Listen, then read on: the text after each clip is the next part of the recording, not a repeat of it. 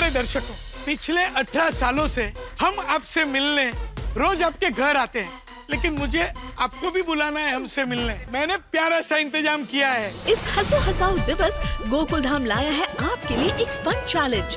1 अगस्त से 21 अगस्त तक टीवी पर तारक मेहता का उल्टा चश्मा के एपिसोड्स के तुरंत बाद यानी 9:05 पर आप हिस्सा ले सकते हैं एक लाइव क्विज में तारक मेहता उल्टा चश्मा क्लब हाउस ऐप पर। तो आज ही ऐप डाउनलोड कीजिए, शायद आपको गोकुल धाम आने का मौका मिल जाए। ठीक ना?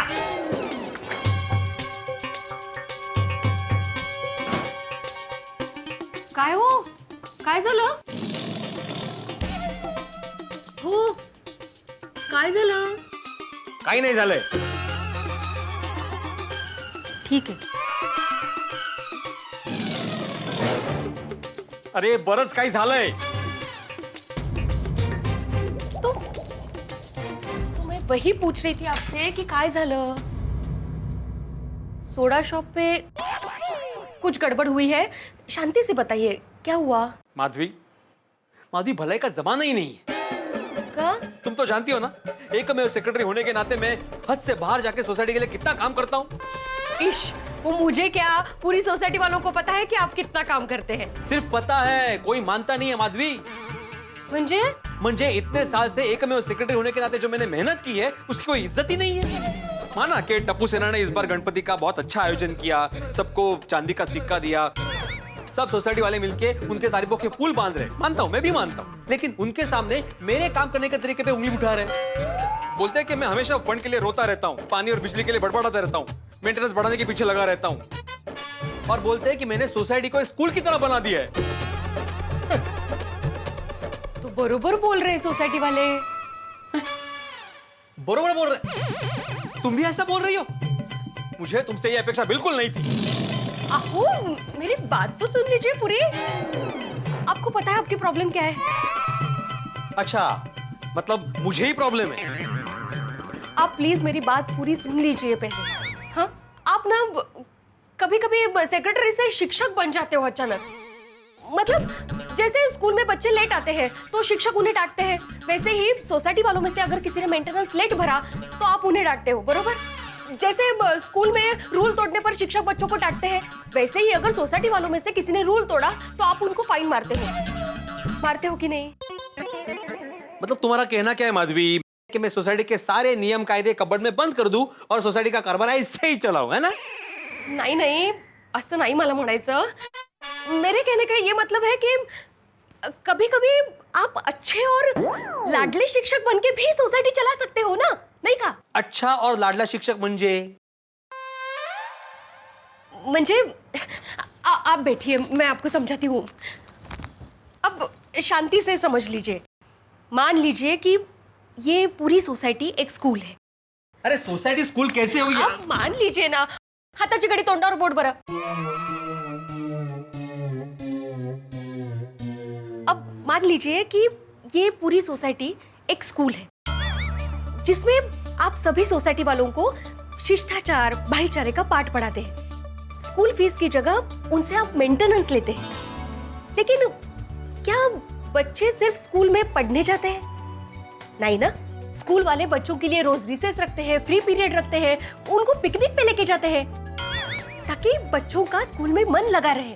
वैसे ही आप सोसाइटी वालों से मेंटेनेंस लेते हैं, फाइन मारते हैं, लेकिन उसके बदले क्या कभी आपने सोसाइटी वालों को रिटर्न गिफ्ट दी है?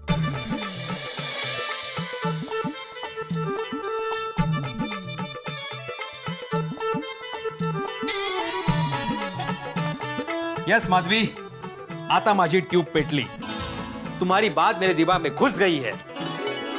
अब देखना, ये आत्माराम तुकाराम भिड़े गोकुलधाम सोसाइटी का एकमेव सेक्रेटरी कैसे सोसाइटी को खुश करता है. शाबाश. वैसे कैसे खुश करने वाले हैं सोसाइटी वालों को? वो सरप्राइज है. हंसो का, मुझे बताइए ना. ठीक है, बताता हूँ, लेकिन किसी को पता नहीं चलना चाहिए. हाँ, नहीं, अच्छी बात नहीं.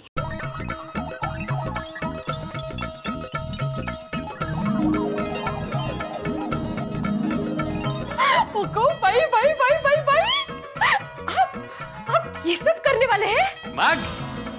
अब देखना, ये आत्माराम तुकाराम भिड़े गोकुलधाम सोसाइटी का एकमेव सेक्रेटरी कैसे पूरी सोसाइटी को एक बहुत बड़ा सरप्राइज देता है।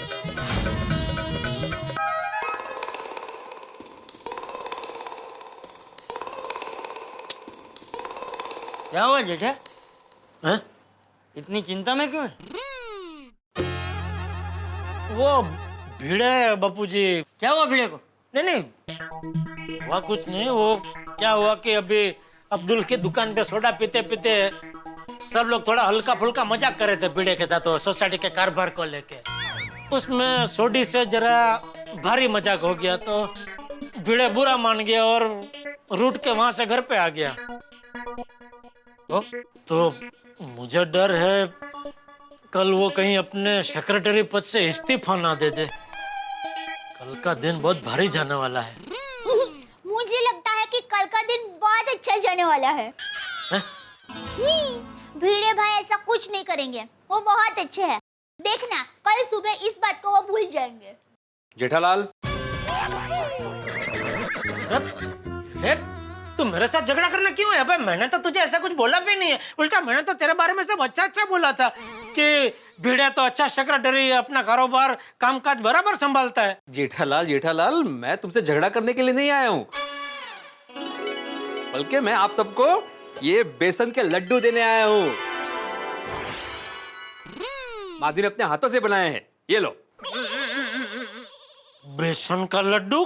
क्यों? पहले मुंह तो मीठा करो जेठालाल, क्यों क्या सब बताता हूँ। ये लीजिए दया भाभी, ये लीजिए चाचा जी। हाँ तो बताता हूँ। मैं आत्मा ये टप्पू है ना ये टप्पू के नाम का। हाँ तो मैं आत्माराम तुकाराम भिड़े गोकुलधाम सोसाइटी का एकमेव सेक्रेटरी होने के नाते आप सभी को कल एक अप्रतिम सरप्राइज देने वाला हूँ। अप्रितम सरप्राइज? जेठालाल अप्रतिम, अप्रीतम नहीं, तोला वेलंटी पुराई।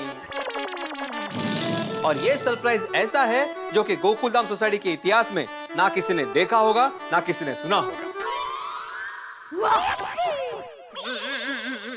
भिड़े, अभी अब्दुल की दुकान पे सब लोगों ने तेरे साथ मजाक किया, उसका बदला तू कुछ मजाक से तो नहीं जेठालाल, मैं मजाक नहीं कर रहा हूं, मैं बिल्कुल सीरियस हूं। मैं सोसाइटी की ओर से पूरे गड़ा परिवार को आमंत्रण देने आया हूं। हाँ, भिड़े भाई जरूर आ जाएंगे। एक मिनट, लेकिन सोसाइटी की तरफ से किस खुशी में तू सरप्राइज दे रहा है भाई? हाँ जेठालाल, कल सुबह 9 बजे पता चल जाएगा।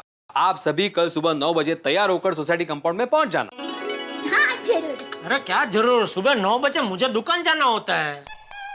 हाँ जेठालाल, मुझे पता है कि तुम्हें दुकान जाना होता है, लेकिन कल एक दिन के लिए अपनी दुकान बंद रख सकते हो। It's a request. क्या मैंने नट्टू काका और बाका को भी फोन किया था इनवाइट करने के लिए, तो उन्होंने बोला कि अगर सेठ जी दुकान बंद रखेंगे तो वो लोग जरूर आएंगे। ठीक है, कल एक दिन जेठा दुकान बंद रखेगा। अरे थैंक यू वेरी मच चाचा जी, थैंक यू। हाँ तो फिर कल सुबह ठीक 9 बजे मिलते हैं। हाँ ओके, गुड नाइट। हाँ। अरे बता दिया तो सरप्राइज कैसा? लेकिन भिड़े भाई कुछ तो हिंट दीजिए ना, ऐसे अचानक कैसे तय हो गया सरप्राइज देने का?